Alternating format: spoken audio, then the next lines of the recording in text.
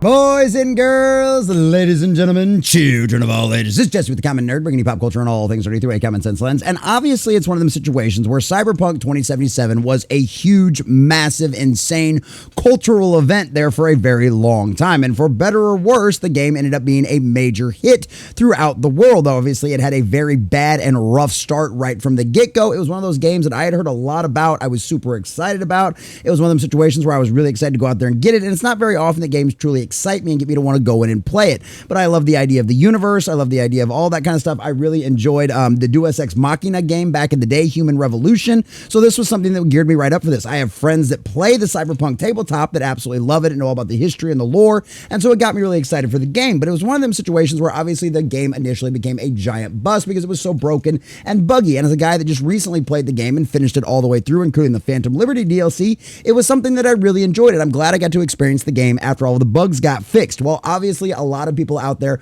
myself included, are super excited about the Orion sequel that we know CD Projekt Red is currently working on. Well, boys and girls, ladies and gentlemen, Mike Pondsmith has revealed some new updates as to one of the places we're going to be going in the game, and we've also got the devs absolutely bashing California cities because they didn't take Cyberpunk 2077 far enough as far as how dystopian those California cities have gotten. And boys and girls, not only am I excited about the updates, but that on top of things is just the icing on the cake, considering the absolute abysmal state that California finds a lot of its major cities in right now because of extreme mismanagement. So that is absolutely hilarious. That is absolutely wonderful. And I'm excited to hear what the updates are, because as you can see over here from the headline, Mike Pondsmith reveals CD Projekt Red's Cyberpunk 2077 sequel will feature Second City, describes it as Chicago gone wrong.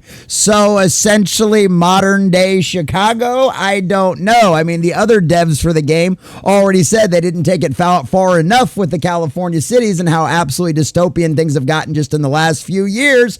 I mean, how much more could you make it for Chicago to possibly go wrong? I have no idea, but this is hilarious. This is awesome, and I love the fact that we're getting updates because I cannot wait for the sequel of this game. I had so many hours into Cyberpunk 2077. I absolutely loved it. It was such a fun and immersive game. I think it's probably one of my favorite games of all time. Absolutely, hands down. It's one of those where I can go back in there, and honestly, I put so many hours in that game, I'm a little burnt out, so I'm hoping for Orion to come out and reinvigorate me, and these kind of updates get me super excited. So it's not just all doom and gloom around here, boys and girls. We do report on the things we're excited for as well, and that's exactly what we're going to do here today. But before we do, if you do enjoy our content, hit that like button, share with all your friends, and subscribe or follow if you have not already, boys and girls, because we are grinding, we are growing. We just crossed 1900. We are sailing our way towards 2K again, and I could not do that without every single one of you. Also, leave us a comment in the section down below. What did you think of Cyberpunk 2077? Were you one of those people that jumped out there on the initial burst and had to deal with a lot of the bugs and glitches,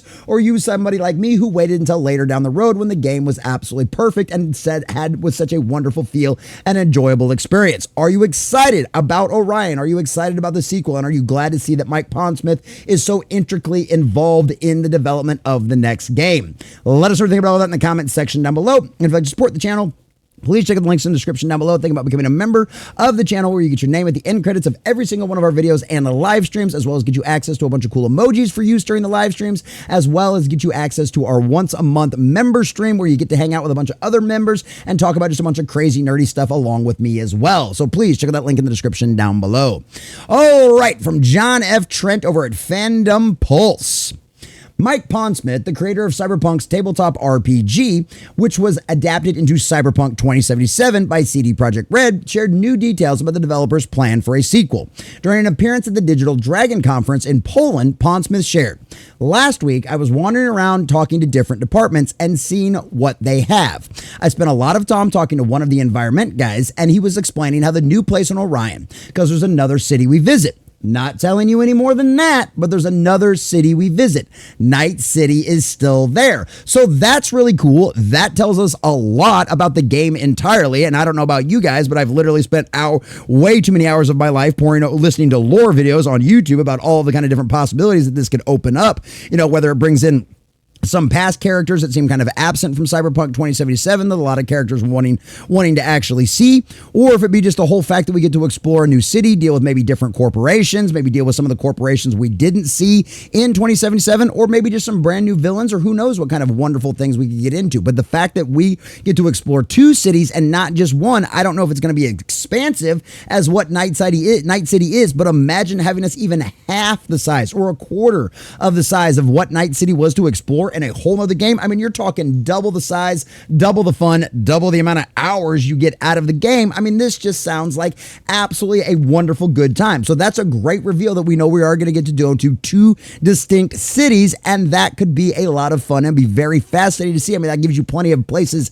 in between the lands where you can roam to get there and everything else, or if they're going to make it like some kind of fast travel system, I have no idea. But either way, that sounds like a lot of fun, and I'm excited to explore a whole new area. We could get more gangs. We could get maybe some gangs that weren't present in the Cyberpunk game, some of the stuff that maybe are a little more obscure inside of the lore. I mean, that could be a lot of fun.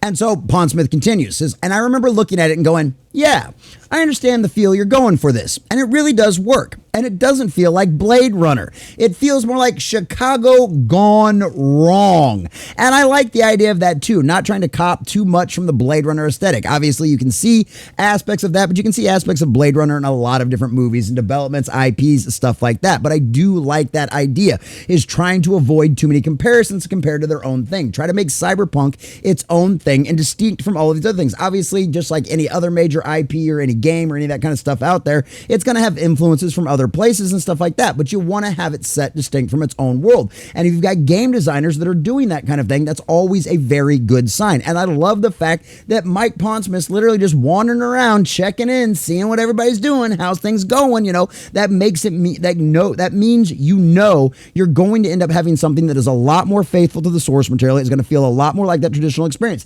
It's the only reason Netflix's adaptation of One Piece has been so good and why it's been so successful, is because Oda has been hands on deck for pretty much all of that entire thing. They have to clear so much stuff through him, at least for that first season they did, and so they're still doing that kind of stuff in the second season. So it's the exact same thing here with this video game. You've got the actual creator on hand to make sure you give the fans and the fan base what they've always known and experienced. And with the success of Cyberpunk 2077, and that was one of the other beautiful things. That's one of the reasons why I was so proud of CD Projekt Red. And I've loved a lot of CD Projekt Red's games in the past, but it's one of them situations where that was the thing that I really loved about them. They came out right away and they were like, we get it, we screwed up, and we're going to spend the rest of our time fixing this game. And they did. They did a great job. For my entire playthrough of the game, and I did a lot of the stuff that I could do on that game, barely had any problems, had maybe a couple of glitches here or there. I think I got glitched through like one wall in one of the boss fights with Atom Smasher. I got glitched through one wall that I got stuck in, and then I don't think I ever even had the game crash on me, but if it did, maybe it was only once or twice. Like, it really is very much a flawless experience. So I highly recommend it. If you've been waiting, if you passed on the game because of all the broken bugs and everything else, I highly recommend getting into it. It's really, really, really good. So he goes on and he goes, and I said, yeah, I can see this working. So it sounds like he's already very excited about what they're implementing and developing within the game itself. It sounds like he approves, and that's always a good sign for fans of the original source material. And honestly, it's always a good sign for the general audience, because if there's fans of the source material and you adapt it well in a bigger thing that reaches out to a broader audience, well, you're going to end up having the success and the kind of success you saw with Cyberpunk 2077 post-launch and after all the fixes and stuff like that.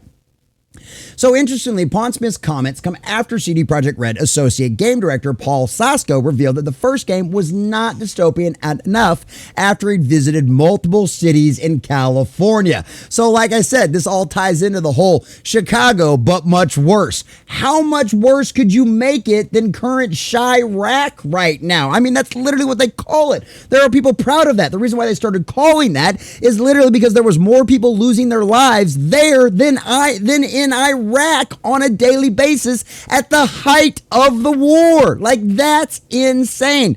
So literally, how much worse could you possibly make it? Well, apparently the devs know they definitely have to go above and beyond what they think is bad enough, because this happened to them with California. So during an appearance on CD Projekt Red's Answer Red podcast, Sasko said, "Being from Europe, it's like interesting. I sometimes feel like, oh, he's one of those guys. I'm in a camera and some other reality and just observing and taking snapshots." He then recalled, "Like, I remember us traveling a couple of times to, LA, San Francisco when working on Cyberpunk.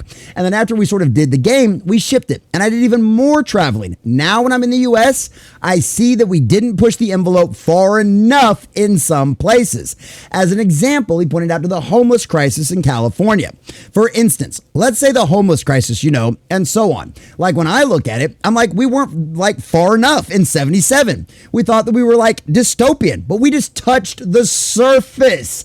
He's literally saying the few homeless people that they had throughout Cyberpunk wasn't even close to enough, because modern day San Francisco and LA is so much worse than they could have even possibly imagined in their dystopian video game. That's how you know things are bad out there in California. Executive producer Dan Hemberg, who was working with Sasko on Project Orion, then added, "You're like, we had one homeless person in a tent somewhere. Yes. And in America's like, wow, that's like, nothing. Like, you need a whole city, The like stuff drives me insane. But I get what they're saying here, and they're absolutely on point. So it's very different in some of these areas where even I played Cyberpunk that kind of see things like that. And you're like, wait, someone's like, oh, that's really bad. And you're like, no, that's barely scratching the surface of the differences. These subtle differences. Yeah, barely scratching the surface as to how bad things are currently in California, at least in all the major cities. Exactly. We thought like, oh yeah, we're being edgy, with all that stuff. And I'm like, my walk to the train every day is more edgy sometimes.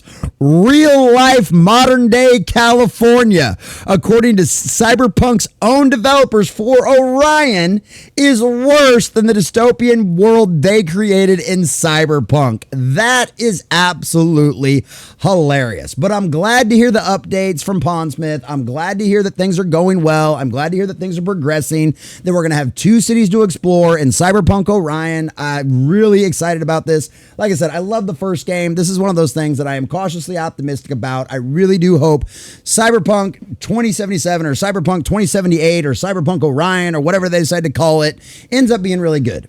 I loved the first one. People are like, oh, well, it was kind of woke. I'm like, having a trans character in a game doesn't make it woke. What makes it woke is if I was constantly bashed over the head or forced into doing missions with that character. None of those things happen in Cyberpunk. So as long as they keep with that kind of stuff going forward, we'll be absolutely fine. As long as they decide to not go down the pathway of like Dragon Age Veilguard or something like that. But honestly, with Mike Pondsmith on hand, looking over their shoulders, checking on things on the regular basis, I don't have any fears of that whatsoever going forward. I'm excited about Cyberpunk Orion. This sounds like really awesome things, and listening to the creatives behind the sequel admit the fact that California is an absolute dystopian state that they could not possibly imagine how bad it really was is just a chef's kiss, icing on the cake. It's a beautiful thing to see, boys and girls. So these are the latest updates from Cyberpunk Orion directly from the man himself. So CD Projekt Red, as I've said a million times in all of my videos out there, you make the fans happy, we will make you rich. If you decide to ignore us and push an agenda, well, you've seen what's happening in the modern gaming era after all, and all the hundreds of millions of dollars and all the studios that have closed down over the last few years. So just remember, you will get exactly what you deserve.